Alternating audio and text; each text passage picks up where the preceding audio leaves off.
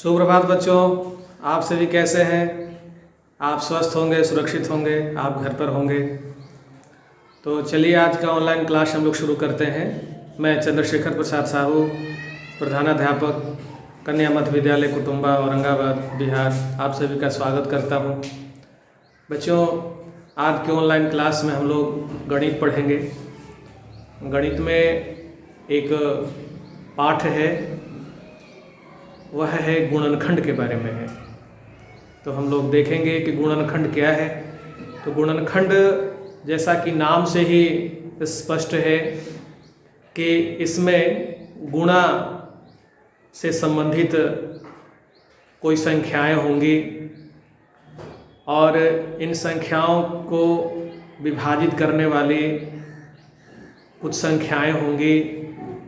यह संख्याएं कुछ संख्याओं के आपस में गुणा करने के बाद बनी होगी। तो ऐसी संख्याएं जो एक से अधिक अंकों या संख्याओं के गुणा करने के बाद से संबंधित जो संख्याएं हैं वो गुणनखंड हैं। कोई एक संख्या है, वह कई संख्याओं के गुणनफल के बाद बनता है।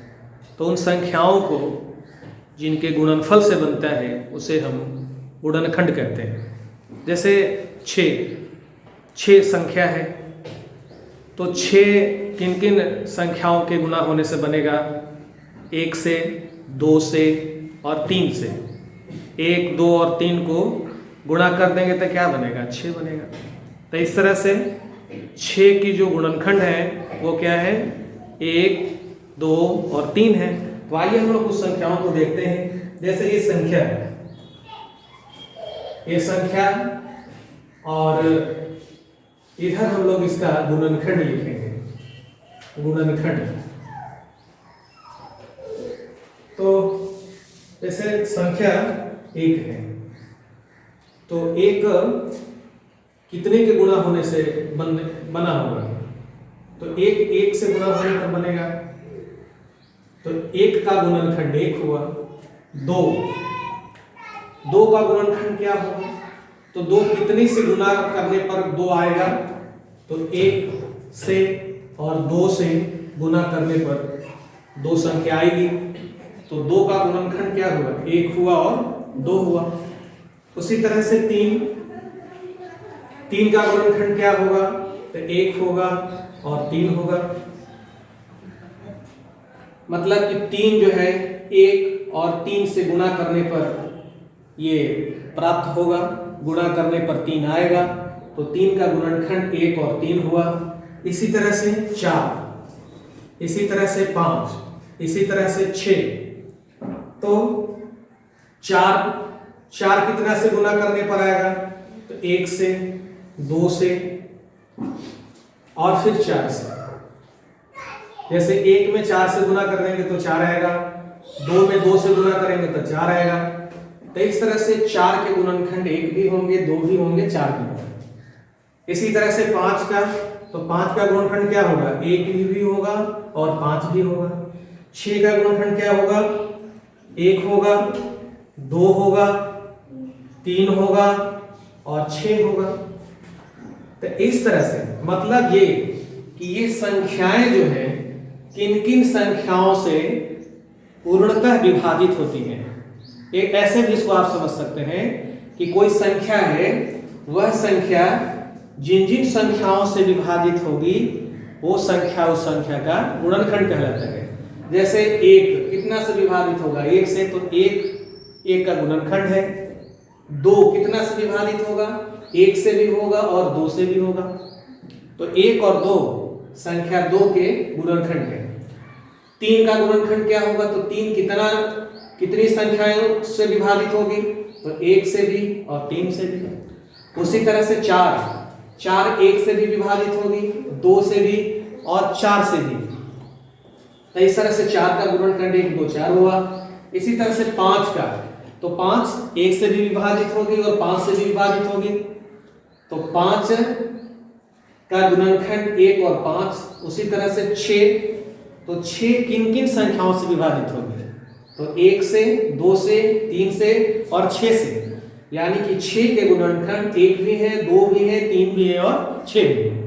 तो इस तरह से हम संख्या समझते हैं। अब जैसे मान लिया 18 या जैसे 12, तो 12 कितने कौन कौन संख्या से विभाजित होगी?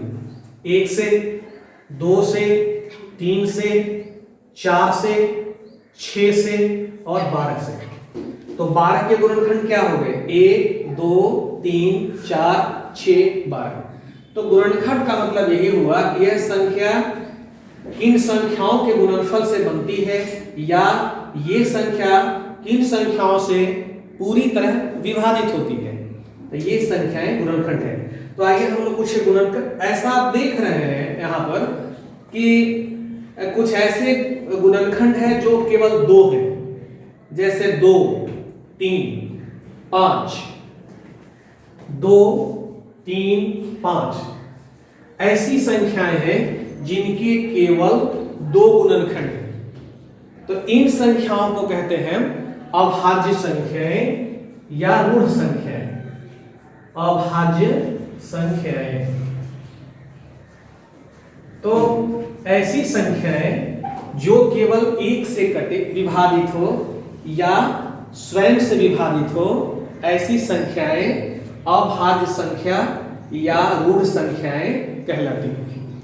लेकिन कुछ ऐसी संख्याएं जो एक और स्वयं से विभाजित तो होंगी ही, अन्य संख्याओं से विभाजित होंगी, उन संख्याओं को हम क्या कहेंगे? जैसे वो कौन कौन संख्या है? 4 6 12। तो 4 6 12 इस तरह की जो संख्याएं हैं वो संख्याएं कहलाएंगी भाज्य संख्याएं। तो यहां पर दो प्रकार की गुणनखंड है। यहां 2 प्रकार के गुणनखंड है। एक गुणनखंड है जो अभाज्य है और दूसरा गुणनखंड है जो भाज्य संख्याओं का है। तो अभाज्य संख्या का मतलब यह हुआ कि वह संख्या 1 से या स्वयं से विभाजित होगी, और भाज्य संख्या वह कि 1 और स्वयं से तो विभाजित होगी ही, अन्य दूसरी संख्याओं से भी वह विभाजित होगी, उसे हम कहेंगे भाज्य संख्याएं। तो यहां पर हम लोग अब व्यंजक को देखेंगे कि जैसे कोई संख्या, कोई व्यंजक हम लोग लेते हैं। व्यंजक जैसे मान लिया हमने लिया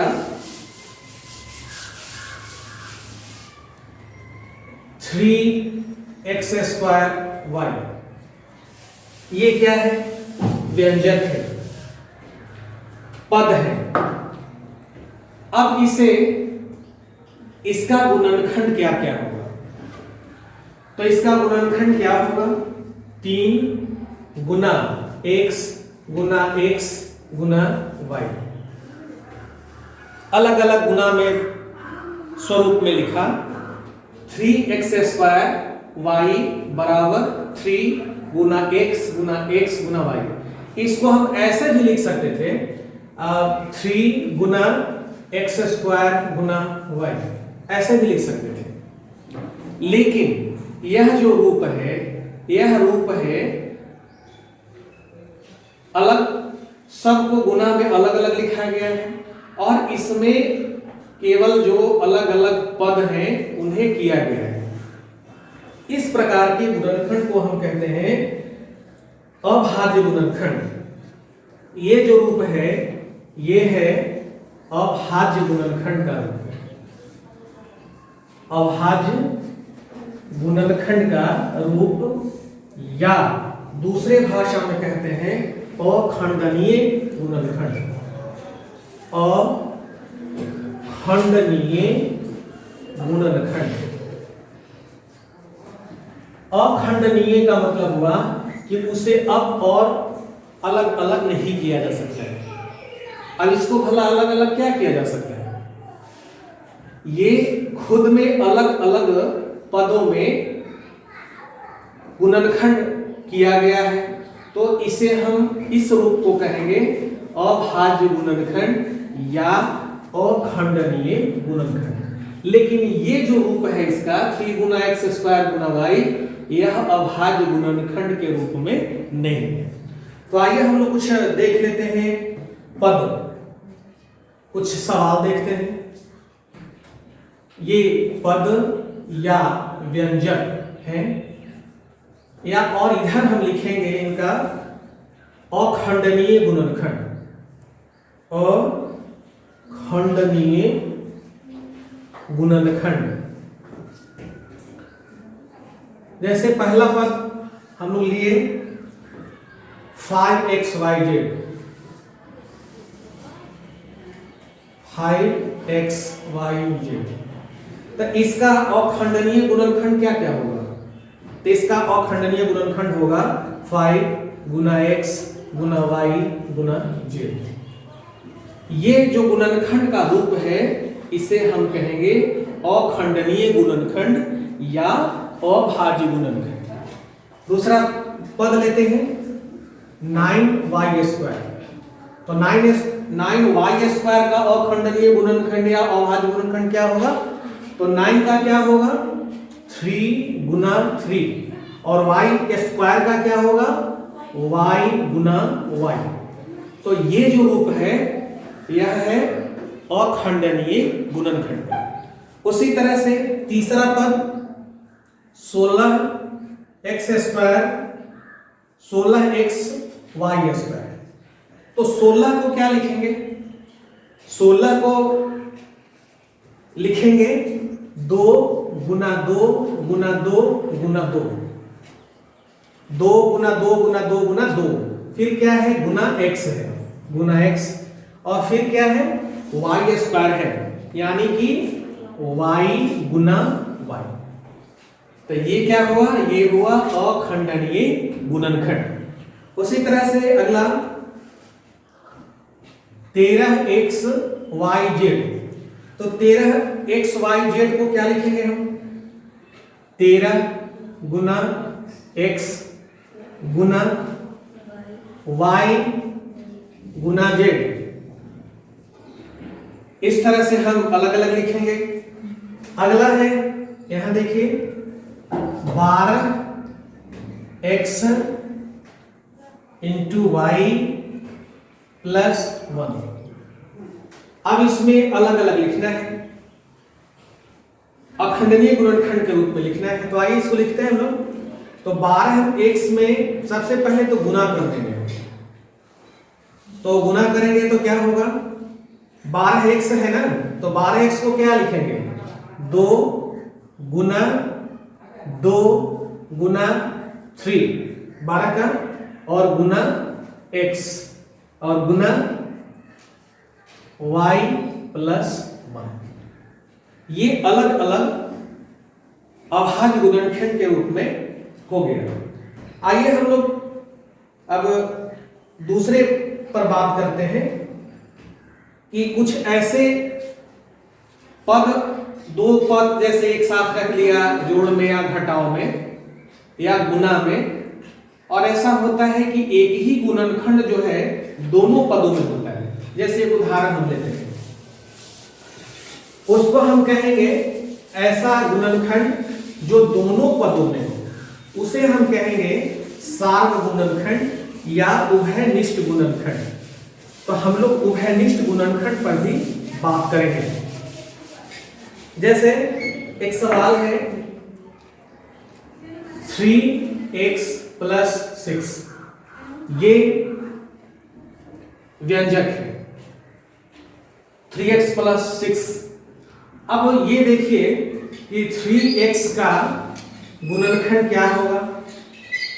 तो 3x का गुणनखंड होगा 3 गुना x, और 6 का अभाज्य गुणनखंड। अभाज्य गुणनखंड इसका क्या हो? यह भी 3x का अभाज्य गुणनखंड ही है। 3x का अभाज्य गुणनखंड क्या होगा? 3 गुना x होगा, और 6 का अभाज्य गुणनखंड क्या होगा? 2 गुना 3। अब ये देखिए दोनों अभाज्य गुणनखंड में कौन दोनों में है? तो 3 दोनों में है।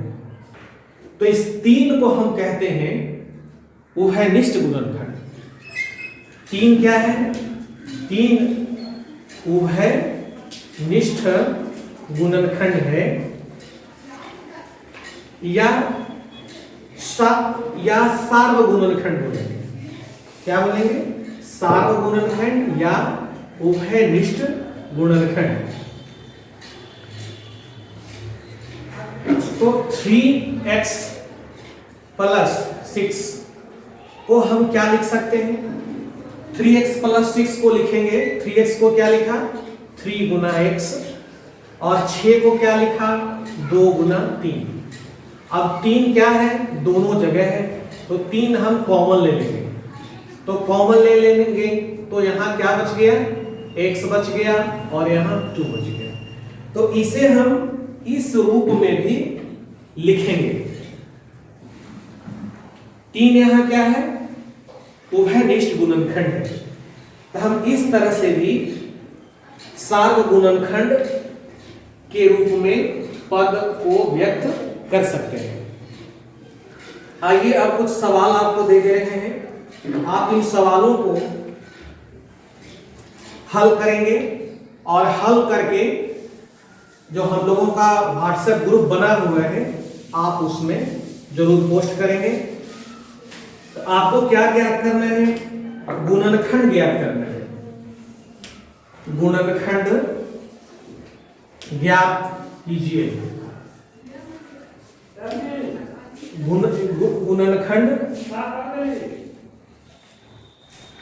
गुणनखंड ज्ञात कीजिए।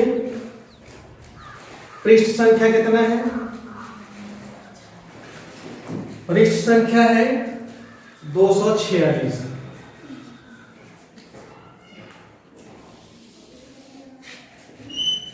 पहला है 11xy + 22। दूसरा है p + pq - pqr। तीसरा है 13x² - 2by²। और चौथा है 4p² q² r² + 2pqr। और पांचवा है 7x² y - 8y। तो इन्हीं का आपको गुणनखंड ज्ञात करना है। आप देख रहे हैं इसमें उभयनिष्ठ गुणनखंड है, यहां भी उभयनिष्ठ गुणनखंड है, इसमें भी इसमें है या नहीं है ये आप देख लीजिएगा। इसमें उभयनिष्ठ गुणनखंड है, यहां भी उभयनिष्ठ गुणनखंड है। तो इनका आप गुणनखंड जरूर निकालेंगे, और गुणनखंड निकाल करके आप हम लोग का जो व्हाट्सएप ग्रुप बना है आप उसमें पोस्ट करेंगे। तो बच्चों आज का क्लास इतना ही। अभी कोरोना का संक्रमण तेजी से फैल रहा है, आप सावधान रहें, सजग रहें, आप घर पर रहें, सुरक्षित रहें, स्वस्थ रहें, बिना ज़रूरत का घर से बाहर न निकलें। घर से बाहर निकलें तो मास्क लगा लें, सैनिटाइजर का प्रयोग करें, सोशल डिस्टेंस का पालन करें। बच्चों अभी भूकंप सुरक्षा सप्ताह मनाया जा रहा है 15 जनवरी से 21 जनवरी तक। आज आपको भूकंप सुरक्षा को लेकर के निबंध लिखना है और पेंटिंग्स बनाना है। तो आप निबंध और लिख करके पेंटिंग्स बना करके व्हाट्सएप ग्रुप पर भेज दीजिए। हम लोग उसे जो हमारा विभाग है, जो विभाग का कार्यालय है, वहाँ हम भेज देंगे। तो बच्चों आज का क्लास इतना ही। आप सभी को बहुत धन्यवाद, बहुत शुभकामनाएं। आपका दिन शुभ हो।